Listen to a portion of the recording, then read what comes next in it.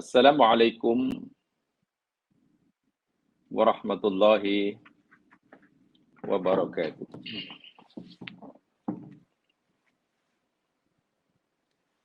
Innal hamdalillah nahmaduhu nasta'inu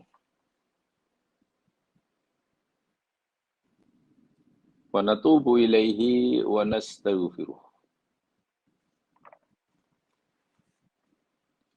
Wa na'udzu billah min syururi anfusina wa min sayyiati a'malina.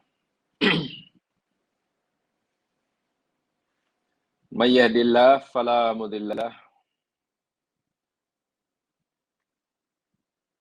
wa may yudlil fala hadiyalah.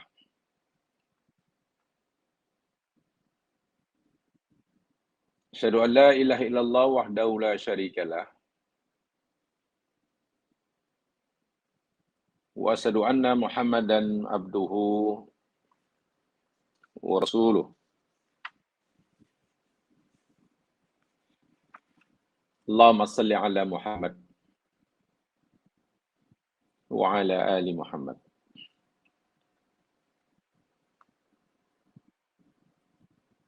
Bismillahilladzi la yadurru masmihi syai'un fil ardi wala fis sama'. Wa huwas samiul alim. Bismillahilladzi la yadurru masmihi syai'un fil ardi wala fis sama'. Wa huwas samiul alim. Bismillahilladzi la yadurru masmihi syai'un fil ardi wala fis sama'. Wa huwas samiul alim. Allahumma faqihna fid din wa 'allimna ta'wil. Qala Allah Ta'ala ba'da a'udzu billahi minasyaitonir rajim. Fa amma man tagha wa atharal hayatad dunya fa innal jahima hiyal ma'wa.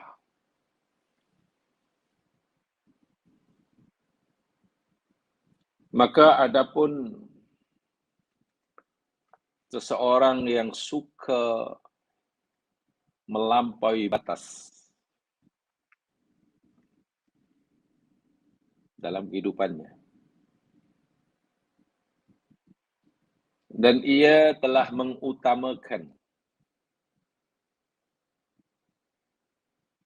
kehidupan dunia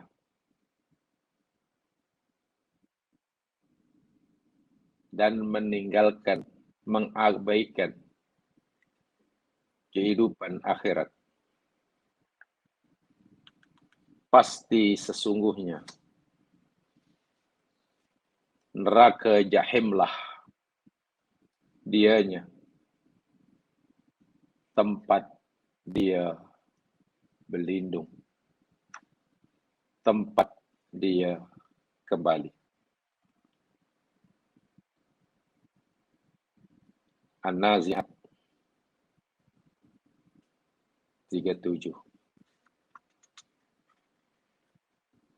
38, dan 39. Muslimin, muslimat yang dirahmati Allah sekalian, lagi sekali kita bersua dalam majlis ilmu, majlis yang sangat-sangat diberkati oleh Allah Subhanahu wa taala, sehingga Nabi sallallahu alaihi wasallam memberikan kabar gembira kepada mereka yang istiqamah, berusaha menambahkan pengetahuan, menambahkan ilmu pengetahuannya tentang agama suci ini. Baginda bersabda, Man salaka tariqan yaltamisu fihi ilman sahhalallahu tariqan ila jannah. Sesiapa sahaja yang masuk dan seterusnya menelusuri jalan dengan tujuan mencari, yaltamisu, mencari bersungguh-sungguh, ilmu. Penuntut maksudnya, pelajar maksudnya, pencari ilmu. Sahhalallahu tariqan ila jannah. Allah mudahkan baginya jalan menuju surga. Subhanallah. Sehingga ada yang saya masih ingat dahulu, ada seorang pelajar yang berpikiran cerdas tetapi aneh, bernada melawak ketika belajar hadis ini. So, hadisnya berbunyi, siapa yang keluar, berjalan, memasuki jalan, kemudian terus menyelusuri ikut jalan itu, tujuannya nak cari ilmu, Allah mudahkan baginya jalan ke surga. Si belajar ini kata, Ustaz, saya nak tanya, itu orang-orang seperti kami, Ustaz, yang lebih bertuah. Orang macam Ustaz, orang macam Tok Alim, kurang bertuah. Kata gurunya, kenapa kamu kata begitu? Ya, sebab Nabi bersabda, siapa yang sedang mencari ilmu. Orang yang sedang mencari ilmu lah yang jalan ke surga, jalannya ke surga dimudahkan. Ustaz, Tok Guru, dia tak pernah cari ilmu, dia sudah dapat. Jadi kalau sudah dapat ilmu, sudah pandai, jalannya tak dimudahkan. Yang Nabi janjikan, yang dimudahkan jalan masuk surga, jadi orang yang masih ada peringkat mencari ilmu. Itu saya katakan, ada pelajar yang cerdas, tapi cerdasnya macam berlebihan. Ya tentu tidak begitulah. Jadi kita dalam memahaminya, jika mereka yang masih dalam proses mencari ilmu itu pun jalannya ke surga dimudahkan, apatah lagi mereka yang dah dapat. Saya ingat begitu lebih tepat namanya. Apalagi yang dah dapat. Satu. Yang keduanya, mana ada manusia di dunia ini, umat Nabi Muhammad SAW, yang sudah tidak lagi diberi peluang mencari ilmu. Karena segala-galanya telah dikuasai. Kan tidak mungkin. Sehebat manapun seseorang, sealim manapun seseorang, pintu mencari ilmu, menambah pengetahuan, mengetahui yang belum tahu masih banyak, terbuka lebar-lebar. Jadi sebaiknya, sepanjang hayat kita, hendaklah kita sentiasa menempatkan diri kita sebagai talibul ilmi. Siapapun kita, setinggi apapun jawatan kita, sebanyak manapun ilmu yang telah kita dapat, sebanyak manapun sijil, degree, ijazah yang kita telah capai, hendaklah kita sentiasa menempatkan diri kita, menstatuskan diri kita sebagai talibul ilmi. Karena janji Nabi, luar biasa. Allah mudahkan baginya jalan ke surga. Subhanallah.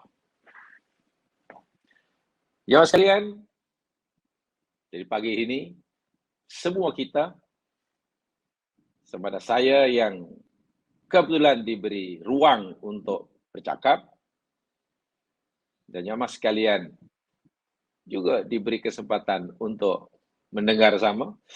Saya yakin peluangnya sama. Sama-sama berada di jalan Allah mencari ilmu pengetahuan. Kita akan pelajari, teruskan bacaan ayat-ayat yang berkaitan dengan arti kehidupan. Jadi, kita Pak ini menyambung pelajaran arti kehidupan. Mari kita lihat bukunya yang ada buku muka surat 29. Muka surat 29 ayat yang ke-9 kalau saya tidak salah. Muka surat 29 ayat 9. Ini seingat saya yang kita akan pelajari ini karena yang ke-8 telah kita pelajari sama pada seri lepas. Yang tidak ada bukunya, lihat surah Al-Ma'idah bermula ayat 49. Atau tepatnya ayat 49 dan ayat 50. 2 ayat saja. Ya, Al-Ma'idah 49 dan 50. Yang ada buku muka surat 29 ayat yang ke-9. A'udzu billahi minasyaitonir rajim. Bismillahirrahmanirrahim. Wa anihkum bainahum bima anzalallah wa la tattabi' ahwa'ahum wahdharhum ay yaftinuka 'an ba'di ma anzalallahu ilaik. Fa in tawallaw fa'lam annama yuridullahu ayyusibahum bi ba'dhi dzunubihim wa inna katsiran minan nasi lafasiqun. Afa hukmal jahiliyyati yabghun wa man ahsanu minallahi hukman liqaumin yuqinun. Yang bermaksud, dan hendaklah engkau memutuskan perkara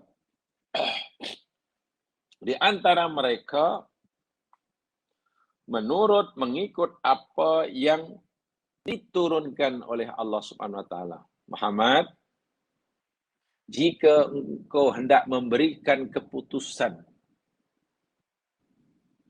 berkaitan dengan hal-hal apapun dalam hidup ini, boleh ke tak boleh, salah ke betul, halal ke haram, ini jalan lurus ke ini jalan bengkok, ini perlu dibuat ke, ini perlu ditinggalkan ke, putuskan berdasarkan wahyu yang aku turunkan kepadamu. Begitulah Allah beritahu kepada Nabi. Dan setelah perintah ada larangan. Wala tattabi' ahwa'ahum. Jangan engkau mengikuti kemauan-kemauan mereka. Mereka ini umatmu yang menolak ajaranmu. Jangan. Dalam menegakkan kebenaran yang aku suruh kamu tegakkan, jangan mengikuti kemauan mereka. Jangan ikut apa yang mereka suka. Katakan bahawa yang benar itu benar, yang salah itu salah, dosa itu dosa, pahala itu pahala, walaupun mereka tidak suka. Jadi dalam menyampaikan kebenaran aku, kata Allah, jangan pedulikan mereka suka tak suka. Oh, kalau karena boleh jadi. Orang berfikir, kalaulah aku menyampaikan sesuatu, berdakwah, dan aku ingin banyak pengikut, senang aja. Sampaikan sajalah apa yang dikehendaki oleh pendengar. Apa yang dimaukan oleh audiens. Apa yang dimaukan? Oh, mereka maukan benda ini boleh. Ya, bolehkan saja. Mereka mau benda ini tak boleh. Ya, katakan ikut saja apa mereka. Apa yang disukai oleh masyarakat, apa yang dikehendaki oleh audiens, oleh orang ramai, ramailah pengikut. Tapi Allah kata, jangan. Yang merah, katakan merah walaupun mereka tak suka. Itu soal lain.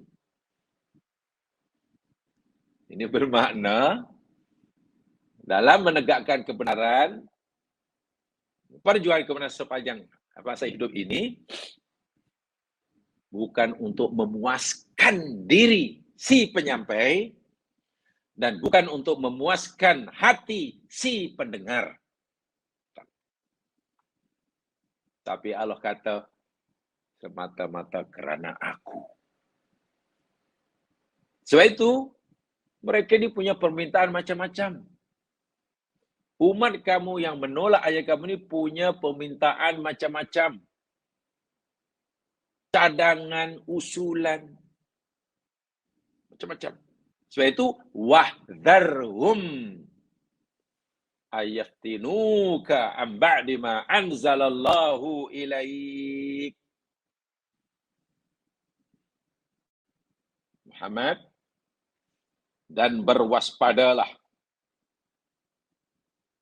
Awas, berwaspadalah engkau terhadap mereka. So, mereka tidak dapat memalingkan engkau, menfitnah engkau, menyesatkan engkau daripada kebenaran, amba di ma'anzalallahu ilaik, daripada sebagian apa yang Allah turunkan pada engkau. Jangan sampai kemauan mereka yang kamu coba nak ikuti semata-mata kerana ingin menyenangkan hati mereka, akhirnya mereka berjaya memesongkan, memalingkan engkau, menyesatkan engkau daripada wahyu yang aku turunkan pada kamu. Masya Allah. Seakan-akan Allah memberi pilihan kepada Nabi dalam hal ini, kepada kita semua sebagai umatnya, penerusnya, pilih satu di antara dua dalam menyampaikan kebenaranku di dunia ini. Kamu pilih disukai oleh pendengar, mereka pun suka kamu, sehingga kamu mesti menyampaikan apa yang mereka suka, tetapi itu bercanggah dengan kehendakku, itu menyeleweng daripada sanian aku. Bahasa mudahnya, pendengar semua suka kamu, pengikut kamu ramai, tapi kata Allah, aku tak suka kamu. Ataupun kamu tetap menyampaikan kebenaran seperti mana yang aku suruh, dan aku suka kamu, walaupun mungkin ramai orang yang tak suka kamu. Walaupun mungkin pengikutmu menjadi sedikit, makin kurang, dan sebagainya. Di sinilah, kalau kita kaitkan dengan erti kehidupan, pilih satu di antara dua. Kesenangan hatimu, kepuasan jiwamu di sini, karena kamu punya pengikut yang ramai, mereka pun suka kamu. Tetapi aku benci, kamu kehilangan akhirat, ataupun kamu mengutamakan, mementingkan keridhaan aku, mana keridhaan akhirat, walaupun kamu tidak disukai oleh ramai orang. Tadi ayat yang dibacakan tadi, mengutamakan dunia dengan akhirat. Ya, kehidupan. Fa in tawallau fa'lam annama yuridu Allahu yusibahum bi ba'di dzunubihim. Tahuilah Muhammad, jika mereka tidak mau menerima ajaranmu, mereka menolak, tahuilah, hanya saja Allah menghendaki, hendak menimpakan balasan musibah akibat buruk daripada penolakan mereka itu tiba di dunubihim, dengan sebab sebagian dosa mereka. Penolakan mereka terhadap kebenaran yang kau sampaikan itu dosa. Katalah dosanya ada 10. Dan Allah akan timpakan balasan. Allah akan timpakan akibat buruk daripada dosa yang mereka lakukan, yang cuma ada 10 itu. Mungkin Allah balas daripada 3 saja mungkin. 4 saja barangkali. Biba'di. Wa inna katsiran minan nasi la fasikun. Dan kau kena tahu Muhammad, memang sesungguhnya ramai daripada manusia ini fasik, rusak. Fasik, rusak. Mafhumnya, maukah kamu punya pengikut yang ramai tetapi fasik? Suaramu akan didengar, diikuti oleh ramai orang. Karena kamu menyenangkan mereka, menyampaikan apa yang disukai oleh mereka. Tapi ingat, yang menyukaimu itu fasik. Mungkin sebagai manusia yang ikut hawa nafsu, ya seronoklah. Seronok kan, ramai pengikut, orang pun suka. Tetapi kita telah kehilangan peluang untuk mendapatkan kebahagiaan di akhir. Lalu Allah tegaskan dalam ayat 50, afa hukmal jahiliyyati yabghun.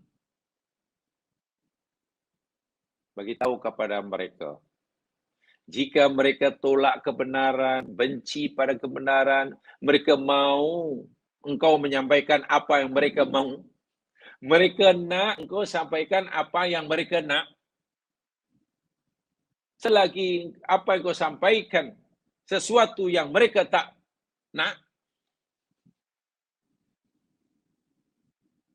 sedangkan ia benar, tanyakan pada mereka. Afa hukmal jahiliyati yabghun. Maka hukum, peraturan hidup, sistem kehidupan jahilahkah yang mereka nak? Allah telah memberikan kepada kamu sistem kehidupan, peraturan kehidupan, jalan hidup yang lurus. Yang boleh menyampaikan kamu kepada akhirat, kebaikan akhirat. Kemudian kamu tolak. Apakah ini bermakna kamu lebih menyukai sistem kehidupan jahiliyah yang menyesatkan, yang merugikan kamu, dunia kamu, dan akhirat kamu? Macam mana Allah tawarkan sesuatu yang sangat-sangat baik dan sempurna, tapi kamu tolak, dan kamu lebih memilih sesuatu yang buruk, yang kotor, yang zalim, dan sebagainya. Pertanyaan Allah kedua, waman ahsanu minallahi hukman liqaumin yuqinun. Coba menurut kamu, siapa yang lebih baik hukum hakamnya, peraturannya, perundang-undangannya, dalam menentukan boleh tak boleh, halal haram, dosa pahala, lurus bengkok, selain hukum Allah? Bermakna tidak ada hukum, peraturan, syariat yang lebih baik daripada syariat yang ditetapkan oleh Allah. Dan yang nampak perkara ini, yang boleh nampak bahawa peraturan Allah sajalah yang terbaik, hanya kaum yang yakin. Keyakinan sahajalah yang akan membolehkan seseorang nampak bahwa peraturan Allah itu terbaik. Maksudnya, jika orang belum nampak atau tidak nampak bahwa peraturan Allah itu teradil untuk mengatur kehidupan dunia dan akhirat, Maknanya keyakinannya masih lemah. Itu mafhumnya. Sebab memang jamaah sekalian, peraturan Allah perlu kita pahami. Tapi peraturan Allah juga wajib kita yakini. Ada peraturan Allah yang kita boleh memahaminya dengan logik akal. Kita merenung, kita kaji, kita iyalah. Akal pun angguk-angguk. Fikiran angguk-angguk. Iya betul lah, betul lah. Adil sungguh. Adil sungguh. Tetapi ada kalanya peraturan Allah, ketetapan Allah, akal tak mampu nak memahami kebenarannya, keadilannya.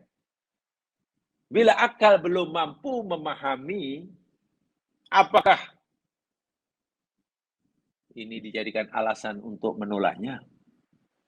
Tidakkah bila akal sudah tidak fikir, sudah tidak mampu memahaminya, kenapa tidak memberi ruang kepada hati untuk meyakininya?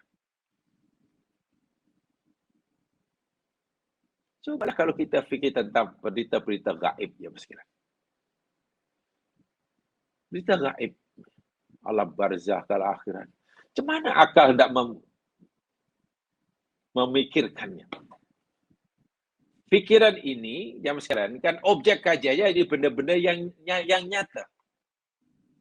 Yang boleh dibuktikan dengan berdasarkan fakta.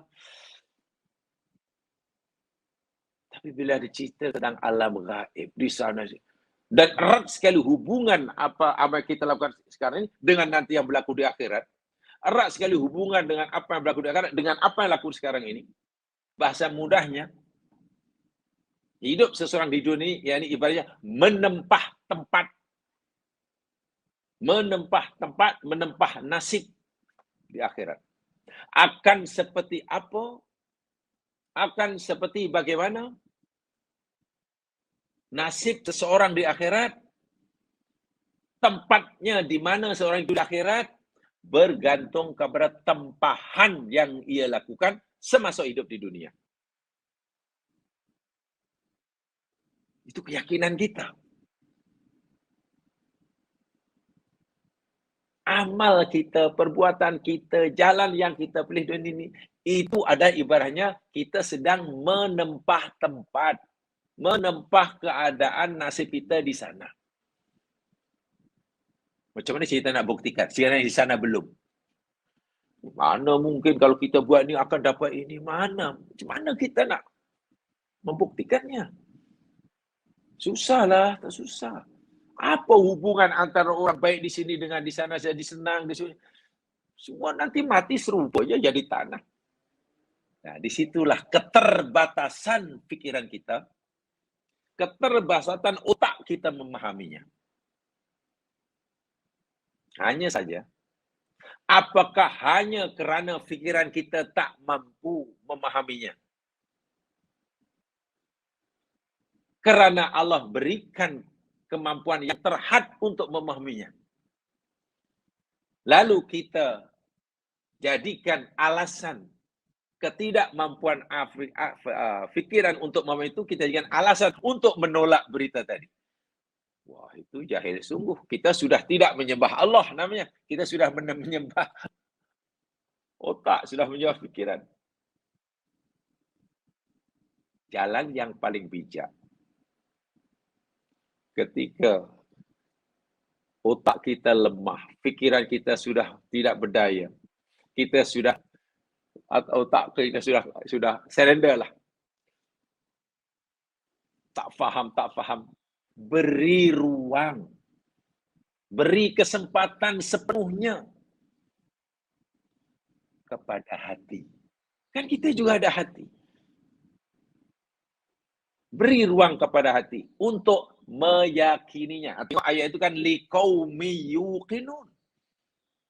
Itu yakin, dan yakin itu letaknya dalam hati. Jadi bila orang yakin akan adanya sisa kubur, balasan baik, balasan tak baik, ada hisab dan bla bla di akhirat, itu bukan karena otak kita sudah faham. Bukan. Justru ketika akal kita, pikiran kita tidak dapat memahaminya itulah hati kita yakin. Paham ya? Jadi tidak sebenarnya yakin itu karena kita sudah faham, karena banyak benda yang akal belum faham, tapi hati wajib yakin. Kalaulah setiap apa yang kita percayai dengan syarat fikiran kita sudah memahaminya, terlalu banyak nanti yang kita tolak. Atau dalam arti kata, terlalu sedikit benda yang kita terima. Jika kita hanya menggunakan perangkat, peranti otak semata-mata. Baik, itu mana secara umum. Jamaah sekalian, karena bicara kita, tajuk kita berkaitan dengan hakikatul hayat, atau arti kehidupan lah tepatnya tajuknya. Jadi mari kita kaji ayat ini dari aspek arti kehidupan.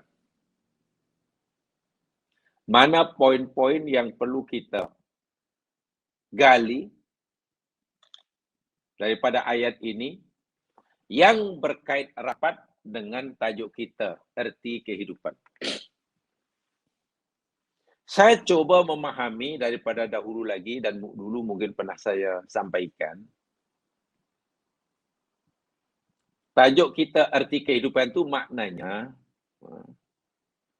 Quran atau ayat-ayat Quran yang kita kaji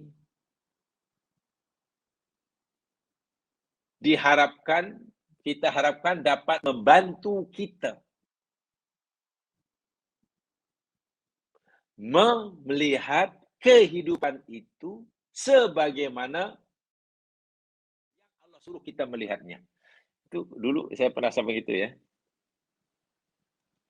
Kita belajar tajuk ini ialah ayat-ayat Quran yang kita kaji, yang kita pelajari,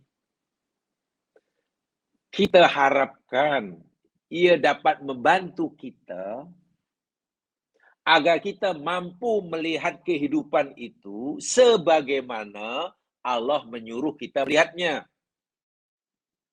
Itulah. Kehidupan ini sebagai apa sebetulnya? Menurut Allah. Dan kita berusaha untuk melihatnya sebagaimana Allah menyuruh. Kita tidak boleh melihat kehidupan ikut persepsi kita. Tak boleh. Kita mesti melihat apa kata Allah. Dan itu telah kita pelajari ya tempoh hari. Ini makna arti kehidupan yang pertama. Lalazitata. Itu satu. Atau makna yang kedua. Arti kehidupan ini saya artikan terbalik. Ayat-ayat Al-Quran yang kita pelajari ini, kita harapkan dapat membantu kita dalam hidup ini agar kehidupan kita di dunia lebih berarti. Saya ulangi. Tajuk arti kehidupan, saya maknakan yang kedua, saya jelaskan kedua, yakni ayat Al-Quran yang kita pelajari, kita harapkan dapat membuat kita, menjadikan kehidupan kita lebih berarti. Jangan hidup tidak berarti sama sekali. Nah, macam mana supaya kehidupan itu lebih punya arti? Bukan kosong. Bukan hanya lalazitata, umpamanya. Nah, panduannya Quran lah. Nah, sebab itu tadi saya katakan, kerana tajuknya arti kehidupan, mari kita coba memahami ayat ini dari aspek ini ya, bukan aspek yang lain ya. Dari segi yang ini saja. Agar hidup lebih berarti. Karena alangkah sia-sianya jika hidup di dunia yang sekejap ini tak ada arti. Nil arti. Lalu apa yang kita bawa ke akhirat? Jika hidup tidak punya arti apa-apa di sisi Allah. Allah yang menilai ya, bukan kita. Bagi A mungkin Bagi A mungkin, oh hidup dia sungguh berarti, berjaya. Karena ia telah mencapai cita-cita yang diharapkan dari kecil. Jadi, belum tentu sesuatu kehidupan yang dianggap sangat berharga bernilai bagi seseorang, belum tentu dihargai oleh Allah. Ini masalahnya.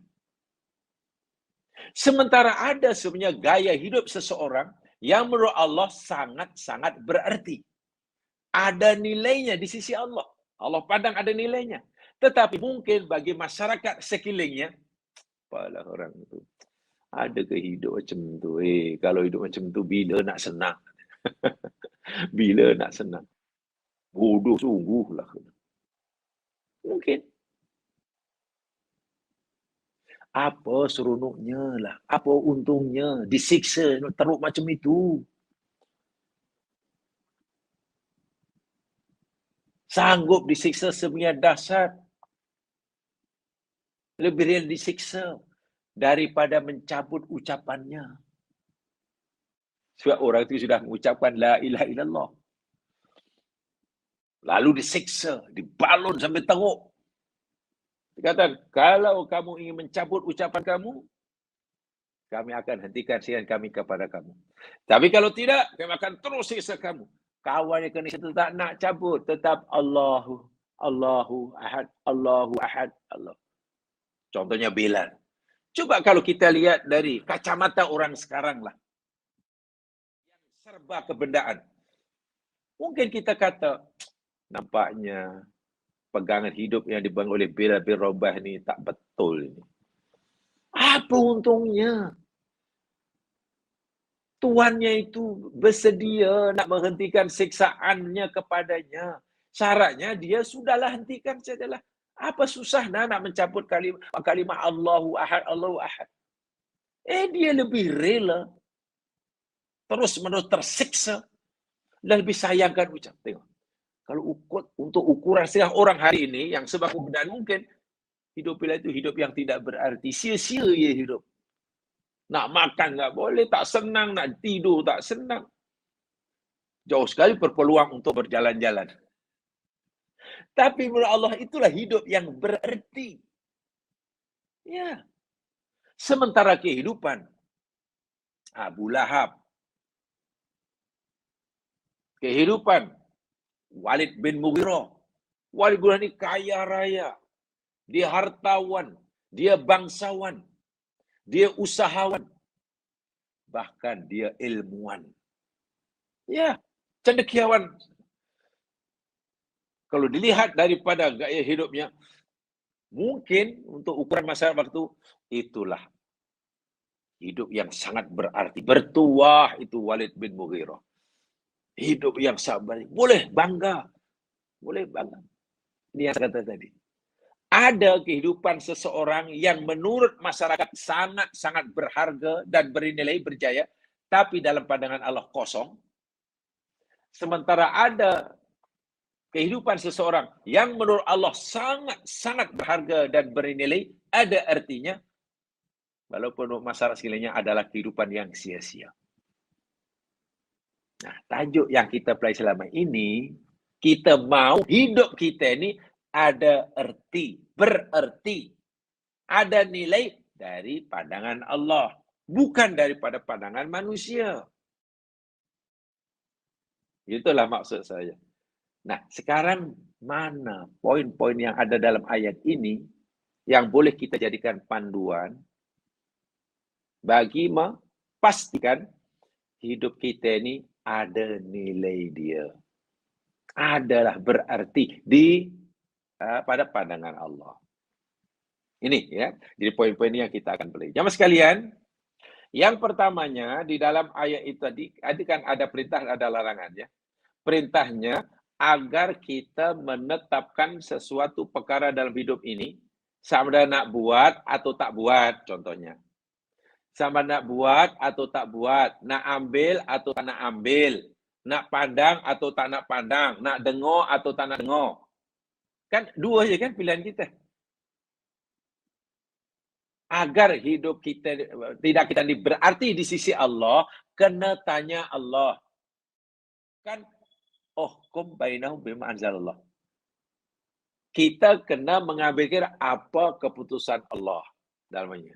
Kalau dalam keputusan Allah itu, ini benda yang boleh dibuat. Bahkan Allah kata buat, ya kita buat. Walaupun mungkin kita belum menyukainya. Walaupun mungkin orang lain tidak menyetujuinya. Bila Allah kata, ini jangan buat, ya kita mesti berusaha untuk meninggalkannya. Walaupun mungkin nafsu kita berat. Lawan. Apalagi orang lain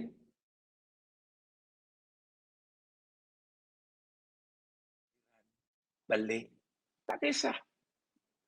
Nah, kalau kita mampu menjalani kehidupan itu seperti itu, hidup kita akan punya arti. Punya arti di sisi Allah, di sisi Allah. Walaupun saya kata mungkin dalam pandangan masyarakat sekeliling hari ini, di mana memang kadang sudah kehilangan nilai ya. Ya contohlah orang mengejar. Saya cita-cita saya nanti akan punya itu, punya ini, punya itu, punya ini. Dan luar biasa itu mencarinya zaman sekarang lah. Siang, malam, pagi, petang. Bertahun-tahun. Akhirnya ia berjaya, menurut dia sudah berjaya mendapatkan apa yang dia citakan selama ini dari kecil. Selepas umurnya katalah 70 tahun, 75 tahun. Saya sudah memiliki apa yang saya maukan dahulu. Selepas 70 tahun. Lalu dia coba menikmatinya. Hasil kejayaannya. Allahu Akbar. Allah diberikan peluang untuk menikmati hasil jerih payahnya selama setahun setengah. Selama setahun setengah. Kenapa? Karena umurnya tinggal 1 tahun setengah. Itu pun bukan dapat menikmati hasil usahanya yang dicarinya membanting tulang siang malam. Dan setengah itu pun lebih banyak sakitnya. Rumah sudah siap macam mahligai. Tapi minta maaf, lebih banyak duduk di hospital. Kena koleksi kendaraannya tak terkira. Tak terkira. Tapi tak pernah pun menungganginya. Dahulu mungkin semasa mencarinya, nak makan pun susah. Sering kali tak dapat, tak berjaya memenuhi keinginan makanannya. Nak makan itu tak mampu beli, mahal. Sekarang, apa makanan yang dia tak boleh beli? Semua boleh beli, karena sudah berjaya. Malangnya dia tak boleh makan. Coba. Jika ada seperti itu, adakah itu satu kejayaan? Lebih-lebih lagi, minta maaf, selagi minta maaf, lebih-lebih lagi ketika ia mencari daripada umur muda hingga berjaya itu, katakanlah, banyak peraturan Allah yang dia langgar. So, waktu itu yang ada dalam kepala, yang penting dapat. Janji dapat. Kalau ikut betul-betul lurus betul, nampaknya tak akan dapat. Coba. Apakah itu kejayaan? Mungkin orang lain kata, berjaya orang tu akhirnya tengok, Masya Allah. Lama ia bersungguh-sungguh rajin sekarang menikmati hasil kejayaannya. Sungguh berarti hidup orang itu. Yang dianggap berjaya, dia rupanya sedang tidak menikmatinya. Allahu Akbar. Tak berbaloi, penatku luar biasa. Itu pun belum tentu direstui oleh Allah semasa penatnya. Sekarang keinginan untuk menikmatinya rupanya tak dapat. Umur yang baki pun tak cukup untuk tinggal, untuk tidur di setiap bilik yang disediakan. Karena rumahnya banyak bilik. Sehingga umur yang sisa tidak cukup untuk dia tidur di setiap bilik yang disediakan. Karena minta maaf seperti Anda tadi, lebih banyak duduk di ward hospital. Subhanallah. Lainlah, alhamdulillah, jika sekiranya semasa berusaha daripada kosong tadi, Dari mula tadi hingga punya segala-galanya atas kehendak Allah tadi, lurus perjalanannya. Betul. Tidak bengkok, tidak apa, tidak ikut hawa nafsu. Setiap apa nak buat apa-apa ambil tindakan, tanya pada Allah. Ya Allah, boleh ke tak boleh?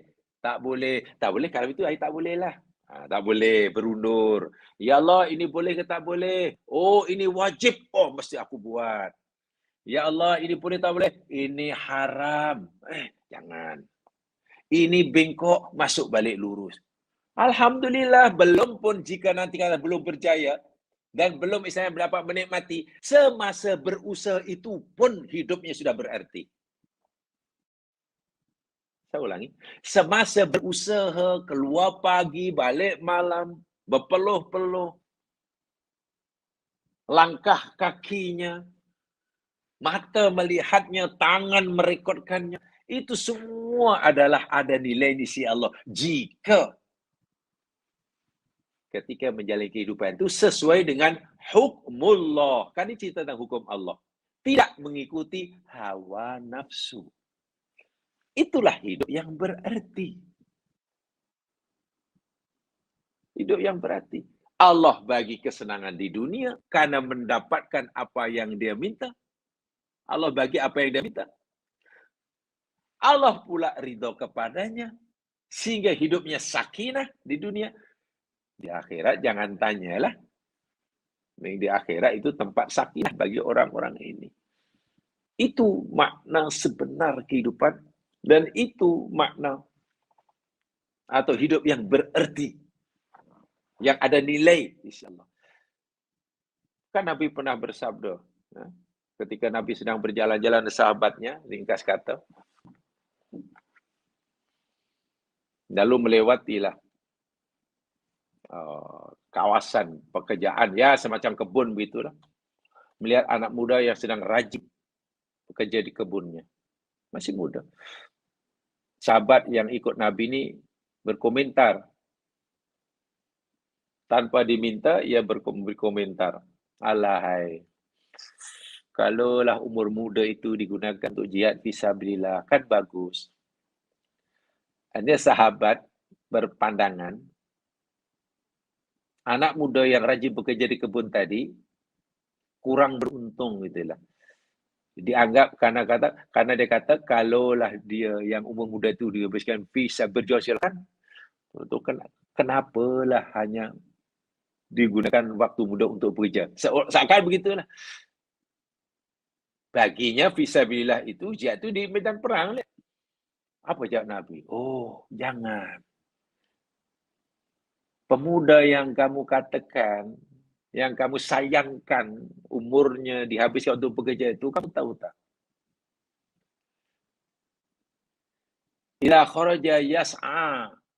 Apabila dia keluar rumah pagi tadi, dan tunya yas'a, berusaha mencari rezekinya, ya'ifuhu, untuk memastikan dirinya ini tidak menjadi bebanan orang lain.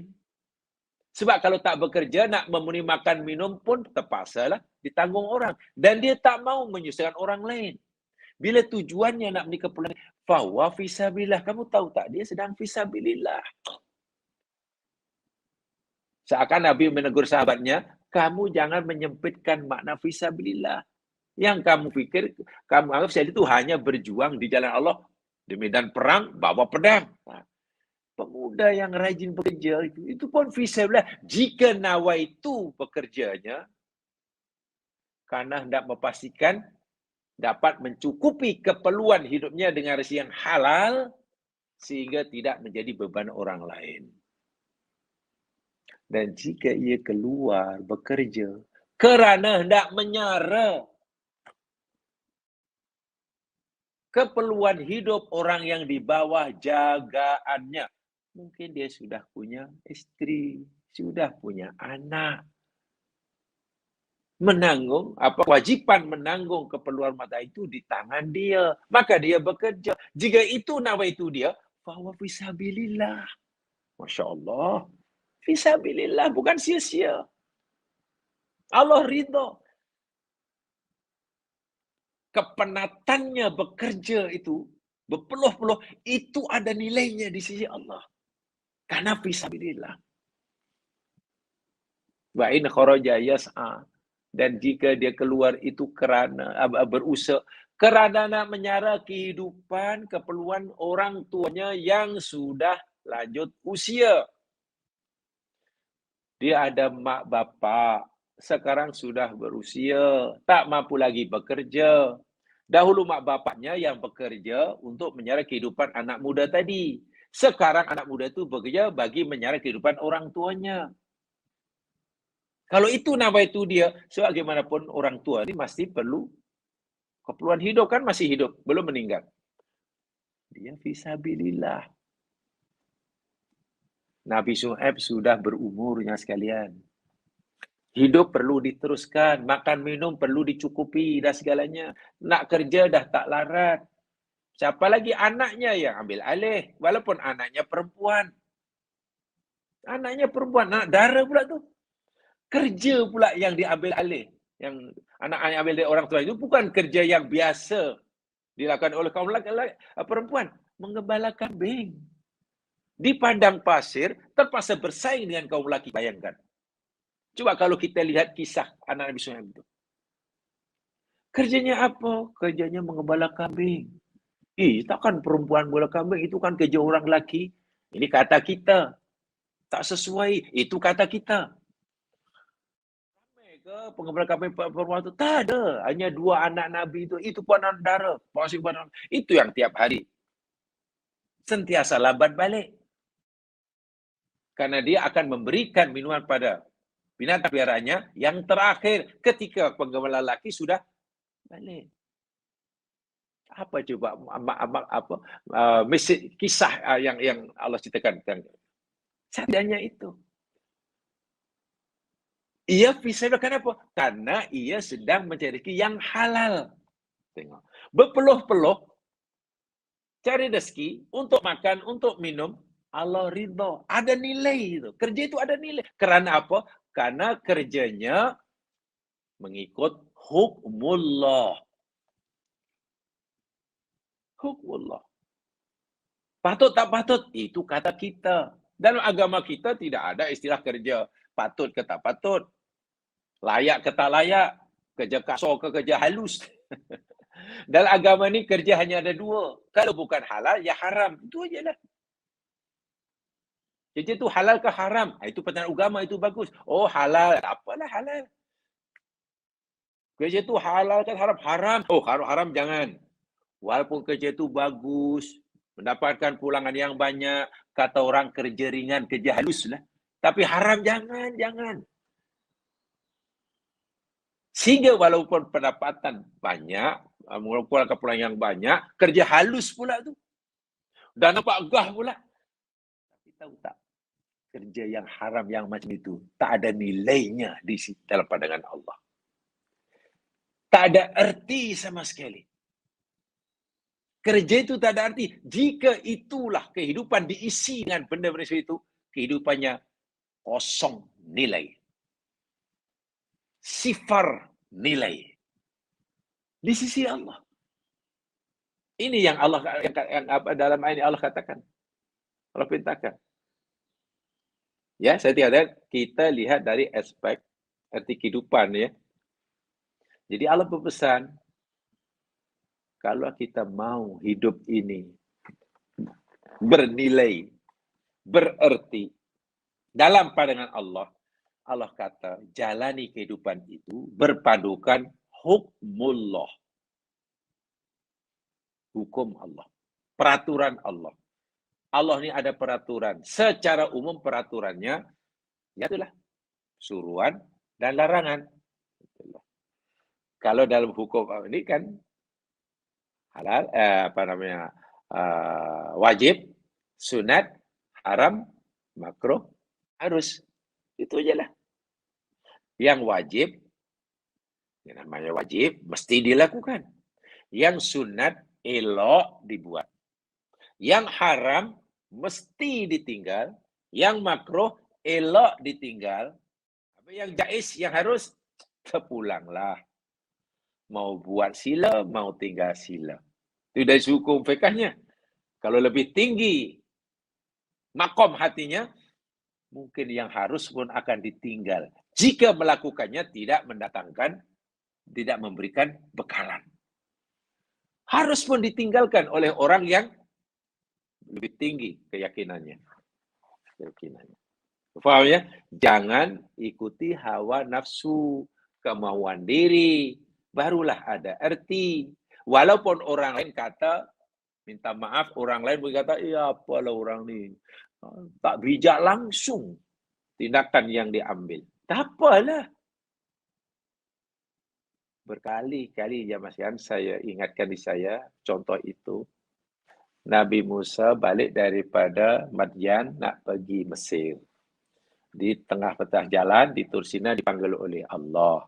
Dinobatkan, dilantik, dinisbahkan jadi utusannya. Kan gitu ya. Salah satu dialog Allah dengan Nabi Musa, yakni Allah tanya pada Musa, Musa, apa yang ada di tangan kamu? Kan? Mahiyatil kabiyaminika ya Musa. Kan bisa surat Taha. Yang kamu pegang di tangan kamu itu apa Musa? Musa jawab dengan jujur, ya asoya, ini tongkat ya Allah. Dan Musa pun ceritakan faedahnya. Tongkat ini yakni untuk atabaku alaiha wa uzu ala ghunami wa lifa bil ukhra. Macam-macam lah faedah tongkat dalam perjalanan. Lalu Allah suruh campak, buang sajalah Musa, tengok. Hukum Allah kepada Musa, tongkatmu kamu buang. Kalaulah Musa zaman ikut kemauan diri, pasti tak mau buang.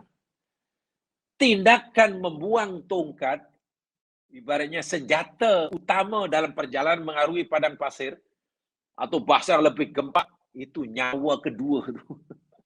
Nyawa kedua, disuruh buang. Ya, kalau kita nilai daripada kacamata dunia, itu tindakan yang tidak bijak. Ya, kita sungguh tidak bijak. Musa telah melakukan satu tindakan yang silap, yang tidak bijak sama sekali. Bahasa halusnya. Kalau bahasa kasarnya, Musa telah buat kerja bodoh. Tapi tak apa, Musa ikut apa kata Allah. Hukum Allah kata, keputusan Allah kata, buang. Buanglah. Orang lain kata itu tindakan bodoh. Tindakan tak bijak. Tapi Allah kata, baru hidupmu itu berarti, Bayi Musa. Tindakanmu itu sangat berarti, sangat bernilai, aku hargai, kata Allah. Setelah dicampak, tukar jadi ular. Faidahiyah hayatun tas'a. Tiba-tiba bertukar jadi terkejut Musa. Sebagai manusia biasa, tengok ular apalagi ular itu muncul tiba-tiba daripada tongkat daripada tongkat yang dicampakkan, takutlah sebagai manusia biasa. Musa takut pada ular. Mungkin ingin membunuhnya, mungkin ingin melarikan diri. Dalam keadaan ketakutan itu, apalagi ular itu ular besar jemaah sekalian dan bukan sedang tidur. Hayatun tas'a. Jadi melata lah. Bahasa kami ini. Jadi bukan ular kecil tapi ulau besar, melingkau. Ulau besar melingkau. Dan sedang takut. Dalam keadaan ketakutan itu, apa Allah kata? Khudha wala takhaf. Hukum Allah, ketetapan Allah yang Allah tetapkan kepada Musa dalam menjalani kehidupan ini di dunia, bukan di akhirat. Tangkap Musa. Musa tangkap itu ular, jangan takut.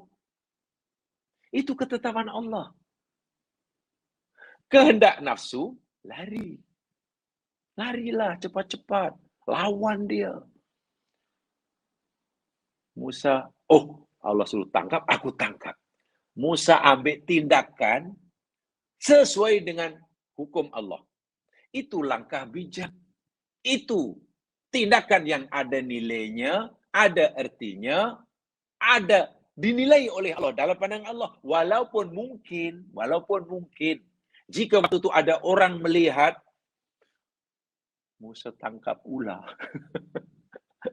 Mungkin orang akan melihatnya, Musa ini betul-betul tak paham lah. Apalah tindakan yang lakukan ini, dari mana logiknya orang tangkap ular? Ular lawan dah lari ya. Betul-betul Musa memberikan tindakan sangat-sangat tidak bijak. Salah 100%. Bahasa kasarnya tadi lah, Musa melakukan tindakan bodoh. Itu kata hawa nafsu. Tapi kata hukum Allah, itu bijak. Bayangkan kalau Musa mengikuti kehendak hawa nafsunya. Hidup Musa kosong. Jerih payahnya berjalan mengini kosong, tak ada nilai di sisi Allah, tak ada arti. Tapi Musa memilih patuh kepada hukmullah. Sehingga apa yang dilakukan olehnya, Allah hargai, Allah nilai, Allah pandang penuh dengan berarti. Mencampakkan tongkat. Allah hargai perbuatan Musa itu. Langkah Musa itu. Ada balasannya. Tangkap ular. Ada nilainya. Berjalan pada Madyan ke Mesir. Setiap langkah ada nilainya. Penat. Apa nilainya? Di sisi Allah lah. Walaupun mungkin dalam pandangan manusia dianggap tindakan tidak bijak tadi. Tak apalah. Tapi bayangkan kalau setiap yang kita lakukan atau setiap yang kita tinggalkan itu bercanggah dengan hukmullah. Karena kita lebih mematuhi, menuruti kehendak ahwa. Sama ada hawa nafsu orang lain, memuaskan hati orang lain, atau memuaskan diri sendiri. Jangankan tak berpeluh-peluh, ya Mas kan. Kita buat berpeluh-peluh pun sia-sia. Jangankan kita buat kerja tak penat. Kita buat kerja hingga penat, lelah pun, kita duduk pun sia-sia di sisi Allah. Jika jalan hidup yang kita lalui tidak ikut hukumullah. Itu poin yang saya sangat penting daripada ayat ini. Jangan ikuti hawa. Hawa sini, ahwa ini zaman sekarang, jadi maksudnya hawa nafsu yang yang biasanya al-muta'alliq, yang berkaitan dengan perkara yang qabih, yang madmum. Sebab manusia ini memang dicipta oleh Allah punya hawa nafsu, dipanggil al-quwah as-sahwaniyah. Itu telah kita pelajari tafsir kabir dalam kitab At-Tafsirul Kabir yang dikarang oleh Imam Ibn Taymiyah. Boleh dilihat di sana. Beliau menguraikan sangat indah sekali tentang 3 kekuatan yang dahulu pernah kita pelajari sama itu. Al-quwah aqliyah, al-quwah ghadabiyah, dan al-quwah as-sahwaniyah atau kuwatus syahwat. Kekuatan akal fikiran, berfikir. Kekuatan marah, marah itu kekuatan. Dan kekuatan nafsu, keinginan. Ketiga-tiga ini bila dimanfaatkan dengan betul, sesuai dengan kehendak Allah yang memberinya, orang akan naik ke makom yang sangat tinggi. Dunia hasanah, di akhirat hasanah. Tetapi jika 3 kekuatan ini disalahgunakan, tidak sesuai dengan hukum Allah, orang tidak menggunakan kekuatan akliyah jadi musyrik. Kata Ibnu Taimiyah dalam tafsir kabir ya, kita menguraikan satu ayat dari surah Al-Furqan. Kekuatan marah bila dimanfaatkan dengan baik sesuai dengan hukum Allah, jadi pejuang-pejuang di medan perang. Rela mengorbankan jiwa raganya bagi membela, mempertahankan agama Allah, agama Rasulnya.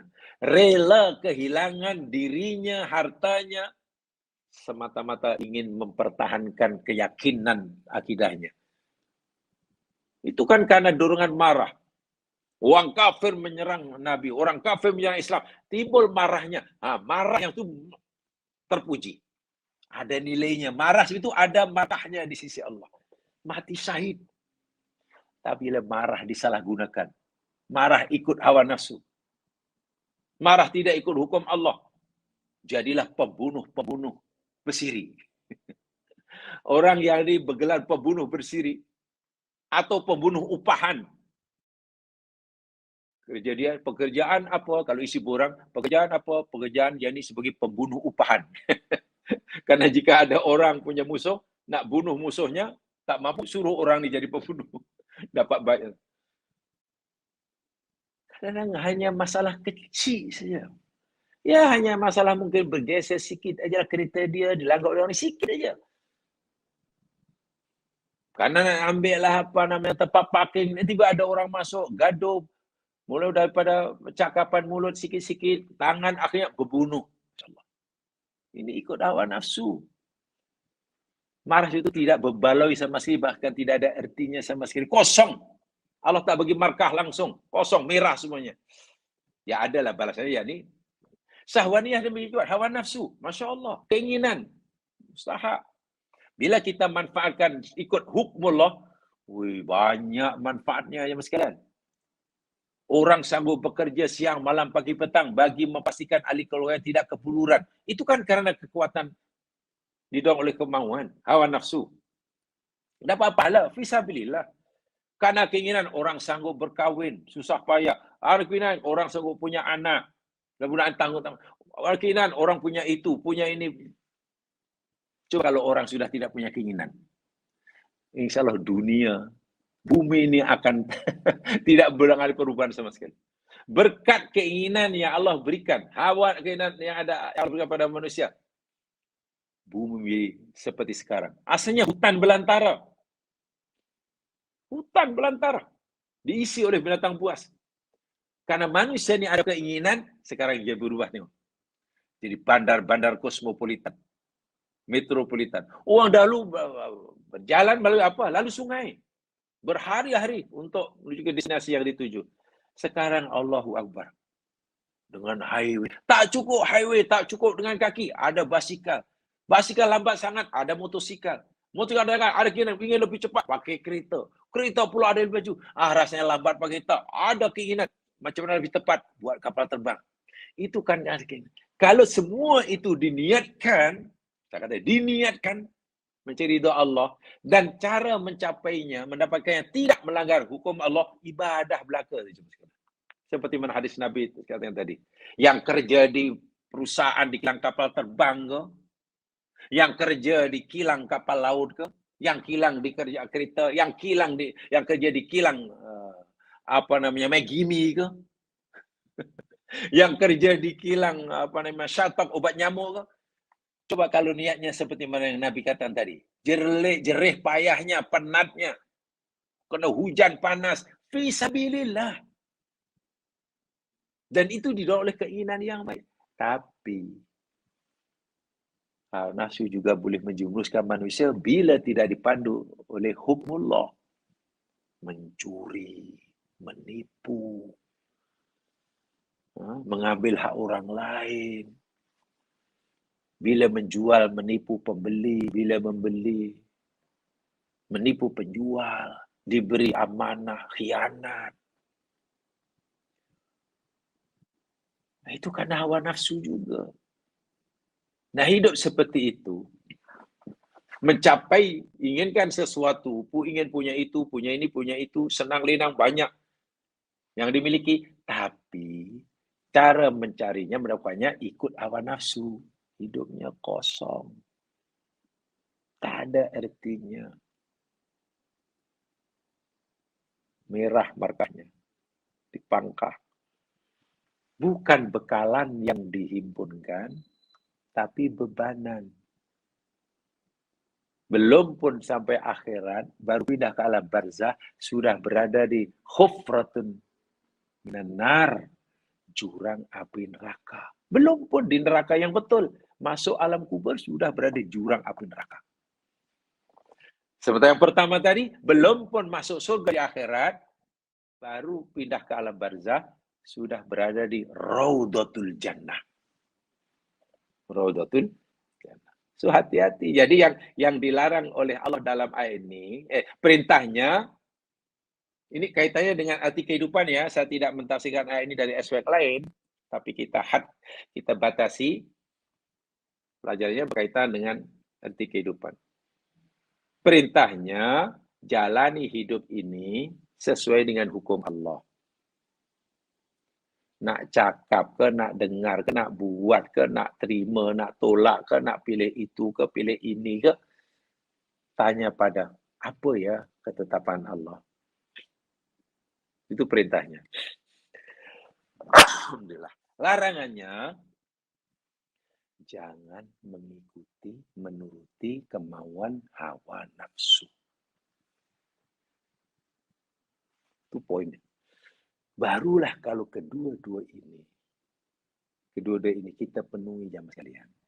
Hidup baru punya arti di sisi Allah. Mungkin ada yang bertanya begini, kenapa mesti ada perintah ikuti hukum Allah, perintah Allah. Diikuti dengan larangan, jangan ikut hawa nafsu. Bukankah kalau dengan satu perintah saja, ikuti hukum Allah, kan sudah betul dah, tak perlu ada larangan. Belum tentu ya Mas kan. Ada orang mengikuti hukum hakam Allah. Alhamdulillah, bagus. Karena dia maukan hidupnya ini berarti menjadi kehidupan sesuai dengan ketetapan Allah. Bagus. Tetapi dalam usaha kita memenuhi, mengikuti, menjadi kehidupan sesuai dengan ketetapan Allah itu mesti jangan ikut hawa nafsu. Bila ikut hawa nafsu, ya Allah nanti tak redha. Tak redha. Allah suruh kita solat betul. Itu ikut hukum Allah. Allah suruh mengaji, kita mengaji, itu betul ke Allah. Allah suruh kita zikir, wirid, dan kita lakukan, betul, itu ikut peraturan Allah. Allah suruh qiyamul lail, dan kita qiyamul lail, betul. Itu menurut hukum Allah. Allah larang kita, umpamanya, jangan bohong, kita tak bohong. Kita sudah ikut hukum Allah. Allah suruh kita bercakap benar, kita benar, hukum Allah. Betul. Tetapi jika dalam usaha kita melakukan mentaati hukum Allah itu kita ikut hawa nafsu, nanti huru-hara jadinya. Karena dia sungguh cinta seronok solat. Seronok solat. Baguslah mendapatkan kepuasan ladzatul ubudiyah dalam bahasa Arab. Sudah mendapatkan kelezatan beribadah kepada Allah. Kalau solat sungguh lezat, sungguh nyaman, bahagia sungguh. Puasa sungguh. Apalagi dengan solat wajib, solat sunatnya, puasa wajib, puasa sunatnya. Qiyamulnya seronok, alhamdulillah. Tapi coba kalau ikut hawa nafsu. Karena kecintaannya kepada ibadah solat, sehingga mengabaikan kewajiban yang lebih penting. Solat subuh, wajib, betul. Lelaki digalakkan untuk jamaah, ya, betul. Solat sunat duha, ya, itu sunat. Baca Quran selepasnya, ya, itu sunat. Tapi karena orang ni seronok dengan ibadah yang itu, akhirnya ikut hawa nafsu ibadahnya. Lepas solat subuh, dulu aja di masjid. Wirid, baca Quran, wirid kan sembahyang duha, 2 rakaat ke 4 rakaat, wirid lagi, zikir lagi. Kenapa tak balik-balik? Tak, dia nak menunggu waktu zuhur nanti. Waktu zuhur. Supaya boleh sembahyang zuhur berjamaah lagi. Balik sekejap, jumpa orang rumah tanya, makanan dah siap, dah masak. Oh, dah siap tu makan. Baru balik lagi. Jadi balik-balik hanya minta makan. Sedangkan dia berkewajiban menyediakan makanan yang perlu disantap oleh ahli keluarganya. Itu kewajiban, namanya nafkah. Karena dia menghabiskan masanya hanya untuk zikir, wirid, sehingga tak ada masa untuk melaksanakan kewajiban bagi nafkah keluarganya. Terpaksa, susah, payah mencari nafkah sendiri. Kan isteri hakikatnya tidak wajib mencari nafkah. Ia diberi, bukan memberi. Anak-anak kan demikian bisa. Tapi akhirnya dia Allah terpaksa susah payah. Pasal apa? Pasal ketua rumah tangga mengikuti perintah Allah berlebihan. Itu hawa nafsu tu. Apa tidaknya melakukan perkara yang sunnah hingga menyebabkan ia tinggal yang fardu. Apakah bukan hawa nafsu namanya? Itu hawa nafsu. Buat yang sunnah itu okey. Tapi jangan mengabaikan yang wajib. Bila buat yang sunnah hingga mengabaikan yang wajib, itu termasuk dah ikut hawa nafsu. Sebab itu Allah kata, sungguh pun aku suruh kamu mengikuti peraturan aku, hukum hakam aku, kamu janganlah ikut hawa nafsu. Kalau tidak, hidup kamu yang pada mulanya bererti, menjadi tidak ada artinya. Yang pada mulanya ada nilai, bertukar menjadi tak ada nilai menurut Allah. Karena salah. Mungkin ibadah sunat kamu, Allah kata, aku beri pahala. Mungkin. Karena kamu yang laku pahala. Tetapi kecuaian kamu, keengganan kemalasan kamu, melaksanakan kewajiban yang aku beban pada kamu, aku bagi kamu dosa. Sekarang coba kamu fikir. Agak-agak mana nanti yang lebih berat? Pahala amalan sunnah kamu ataupun dosa kamu meninggalkan yang wajib kalau ditimbang. Sehingga hidup kita sebenarnya tidak seimbang lagi. Karena kita sudah mengutamakan sesuatu yang sebetulnya kita tidak perlu beri keutamaan.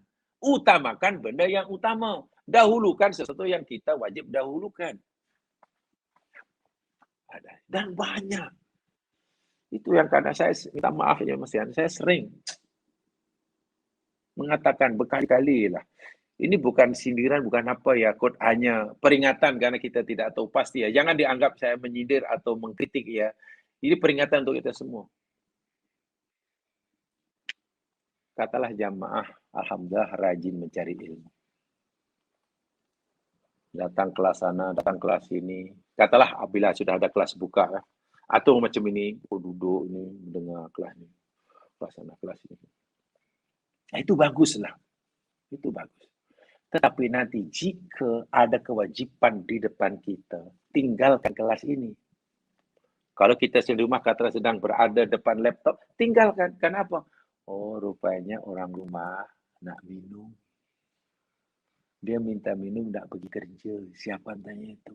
Jangan bilang, aku tadi buat sendirilah, aku masak sendiri. Jangan. Nak pergi kelas, bagus. Saya suka kelas tu, saya nak belajar sunnah, nak belajar itu. Bagus. Siapa kata tak bagus? Disuruh. Apalagi kita sudah lama, itu sudah habis-habis ni. Sekejap lagi kami akan ujian. Dan sekali lagi ujian, dan sekali saya akan dapat sijil. Saya akan dapat ini. Bagus. Siapa kata tak bagus? Tapi, jika saya itu tiba-tiba di rumah ada keluarga kita yang sakit, suami sakit ke, istri sakit ke, orang di wajaran kita sakit, yang perlu perhatian kita, perlu penjagaan kita, jaga mereka. Itu kewajiban. Jangan tak apalah, you sakit-sakit, you sabar je lah. Kalau you sabar masuk surga. I pun nak pergi kelas dapat ilmu. Sebab kalau kita kelas tu, jalan ke surga dimudahkan. Dalilnya betul. Bila sakit, suruh sabar. Itu dalil betul. Bila keluar cari ilmu, jalan mudah, jalan ke sana dimudahkan. Itu betul dalil, tapi salah memahami dalil. Ini yang sering berlaku. Dalilnya betul, tapi salah istidlalnya. Oh, yang ditinggalkan ikut apa namanya hal lain sendiri aja. Karena sorok dengan ini, akhirnya kewajiban terabai. Salahnya sekalian. Bersukan harus, namanya bersukan. Harus, bersukan itu harus. Jaga kesihatan kan. Minatnya apa aja, mau main bola ke. Sukan bola ya. Pakailah bola sepak, bola tampar, bola baling, bola keranjang, bola pukul, bola tampar. Ada bola papau, bola tampar, bola pukul. Golf punya. Sila. Sila. Itu harus. Tapi ingat, walaupun diharuskan oleh agama, ada limit dia. Ada had dia. Kita boleh melakukannya dengan syarat. Jangan sekali-kali kita melakukan yang hanya diharuskan, tapi kita mengabaikan, meninggalkan sesuatu yang wajib. Kita sudah ikut hawa nafsu. Maka perbuatan kita itu sudah menjadi tidak ada artinya di sisi Allah. Walaupun bagi kita, wih sangat berat ini. Semenjak saya suka ini banyak kawan. Saya seronok. Hati gembira. Ini bukan masalah gembira atau tak gembira. Masalah Allah sendiri atau tidak. Apakah setiap apa yang kita gembira, mana Allah juga gembira? Ada kadang orang yang, aduh, kata orang dah kaki bola, gila bola. Tidur ingat bola, akhirnya tanggung jawabnya pada keluarga. Tak, saya sudah sediakan. Rumah saya sudah sediakan. Kita sudah sediakan. Belanja sudah berikan.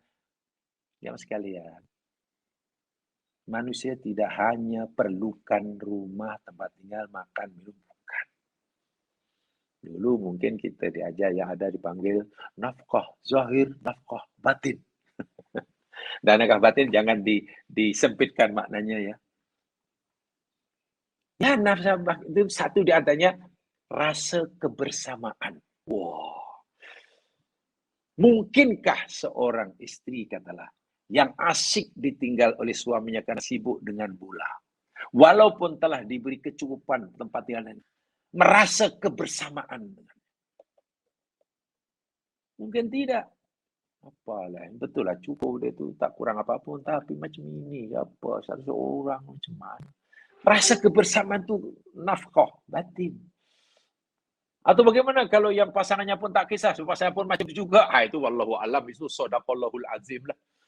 Suaminya sibuknya itu yang harus tadi, istri pun harus, dan masing-masing happy dengan pilihannya. Adakah itu maknanya bahagia dan bernilai? Kalau masing-masing sudah mengikuti hawa nafsu, jawapannya shadaqallahul azim. Shadaqallahul azim. Hati-hati yang sekalian. Apalah artinya hidup yang hanya sekejap, tapi rupanya tidak ada nilainya di sisi Allah. Nah, kemudian Allah sebutkan ini, adakah hukum jahiliyah yang kamu nak ikut? Lagi sekali, saya hanya ingin menjelaskan ayat ini dari aspek erti kehidupan ya. Bukan dari aspek syariahnya. Ini bukan tafsir dari esanya atau akhirnya bukan. Jangan salah faham nanti. Jangan, apa pula tafsirnya itu? Tak, kita coba mencari poin mana dalam dua ayat ini yang berkaitan dengan erti kehidupan atau hidup yang bererti. Yang punya arti. Artinya, kalau seorang itu ikut peraturan jahiliyah lah. Yang patut dibuat dalam hidup mesti gini-gini, kata jahiliyah. Yang tak boleh dibuat dalam hidup mesti gini-gini. Bila kamu ingin mencapai matlamat. Kan orientalis punya peraturan sendiri. Fahaman materialisme ada peraturan sendiri. Menurut pemikiran sosialisme ada sendiri. Menurut bakal katalah golongan penganut fahaman historis materialisme ada cara sendiri. Kemudian kita ikut itu. So, inilah cara yang bijak untuk mencapai cita-cita kehidupan. Tapi Allah tak ridha. Lalu kita tergiur. Nampaknya cara kehidupan kan oleh materialis ini yang tepat. Tapi Allah tak ridha. Lalu Allah sindir mereka, tegur. Adakah cara hidup yang macam itu yang kamu nak ikuti? Aku nak tanya pada kamu, kata Allah. Mana yang lebih baik peraturannya? Peraturan akukah atau peraturan mereka? Sedangkan tidak ada peraturan hidup yang terbaik selain peraturan yang aku tetapkan sebagai pencipta alam semesta. Seakan Allah berfirman, aku wahai manusia, akulah yang menciptakan kamu, wahai manusia. Bukan manusia lain mencipta kamu. Karena aku yang mencipta kamu, aku yang maha mengetahui kelemahan, kelebihan kamu, apa yang baik bagi kamu, apa yang buruk bagi kamu. Peraturan Allah lah yang paling sesuai bagi kebaikan manusia. Analogi mudah, kalau zaman beli barang, apalagi sekarang barang elektronik apa, handphone ke, iPad ke, laptop, atau apa-apalah yang ni, mesin basuh, kapal, semualah, komputer. Kan dibagi itu buku tu, manual tu kan dibagi kan. Beli kereta, ada manual dia. Dalam manual tu ada panduan. Panduan yang gini, jaga ini macam ni, gini-gini. Kalau beli barang yang mahal-mahal lah, ada. Dan kalau ikut panduan tu, insya-Allah, ya terjagalah ni barang kita beli tu. Oh, ini panduan untuk menjaga laptop ini. Ini panduan dia. Laptop ini apa? Oh, ini Apple. Oh, macam ni. Sesuai ikut peraturan yang diberikan oleh si penjual, si company laptop yang kita beli. Jangan laptop rusak. Kita namakan dengan ikut panduan buku yang diberikan oleh kilang yang mengeluarkan kancil. Kita betulkan laptop rusak dengan berpandukan buku panduan membagi kereta kancil. Hancur itu laptop ya sekalian. Jangan nak membetulkan katalah enjin kereta. Ferrari yang mahal, Jaguar yang mahal. Lalu kita nak betulkan ni, oh ini bagus ni caranya, rupanya korek ini, tolak ini, skru ini, cabut ini. Tapi yang kita jual buku untuk membagi TV. Hancur. Yang paling tahu tentang macam mana selok-belok enjin Ferrari ini, si pengeluarnya dah.